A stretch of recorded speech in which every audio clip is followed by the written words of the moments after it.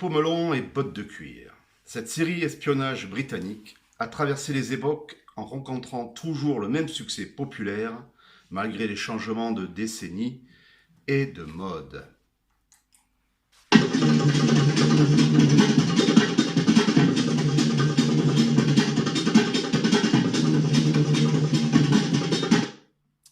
Après une première saison dans laquelle John Steed forme un duo avec le docteur David Keel, cette saison est la seule à se rattacher au titre original, The Avengers, les Vengeurs.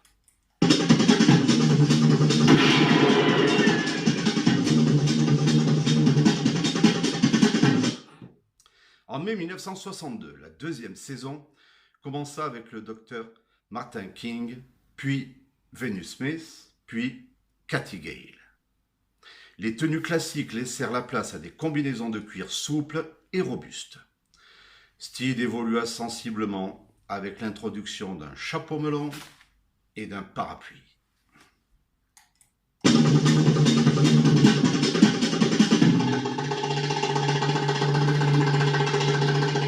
La troisième saison s'acheva sur le départ de Cathy Gale.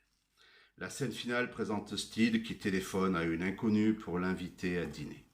Une façon astucieuse d'introduire un nouveau personnage féminin. L'explosion culturelle du milieu des années 60, dont Londres était l'épicentre, amenèrent les producteurs à élaborer un concept inédit. La rencontre entre l'aristocratie anglaise, conformiste et traditionnaliste, et le monde moderne.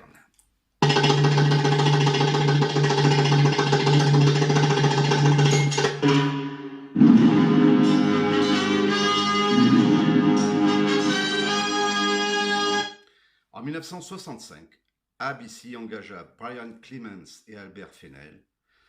La musique du générique fut confiée à Laurie Johnson et Clemens et Fennell décidèrent de lancer Emma Peel, dont la personnalité est faite de contrastes entre le respect des traditions et une modernité apparente.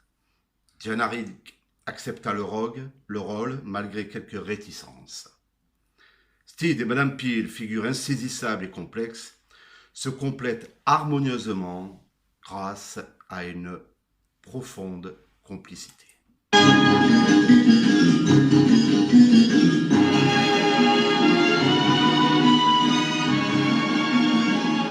La mythologie est maintenant lancée avec cette quatrième saison. La série évolue vers plus de naturel dans le charme et le mystère. Madame Peel affirme sa féminité en portant des mini-jupes et ses célèbres Emma Peelers, c'est-à-dire des tenues très saillantes. Les récits sont de plus en plus délirants et les méchants de plus en plus machiavéliques et les façons de trépasser de plus en plus variées.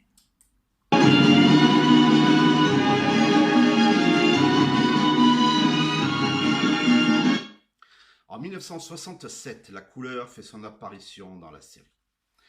C'est l'âge d'or de la série, au moment où souffle un vent de liberté et de contestation. Les costumes de Steed signés Pierre Cardin, l'utilisation du kung-fu par Madame Peel et la présence de vedettes telles que Donald Sutherland, Charlotte Rampling et Christopher Lee.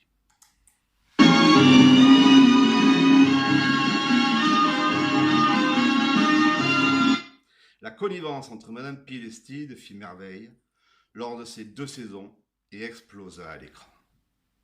À la fin de la 5e saison, Diana Rigg renonça à son rôle et Linda Thornton fut choisie pour incarner Tara King.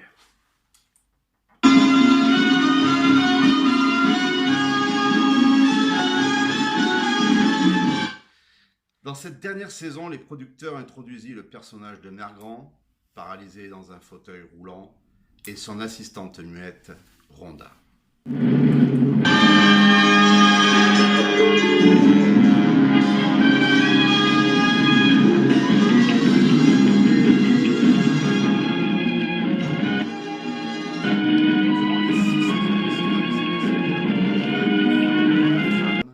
D'employer un minimum de figurants et de désertifier les rues.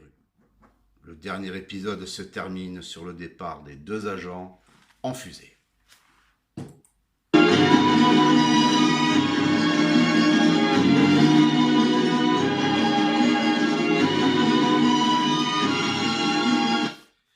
Cette série mêle l'humour anglais, le charme de ses héroïnes, une violence chorégraphiée, une imagerie singulière et l'émergence des mouvements culturels tels que la libération des femmes et la liberté sexuelle.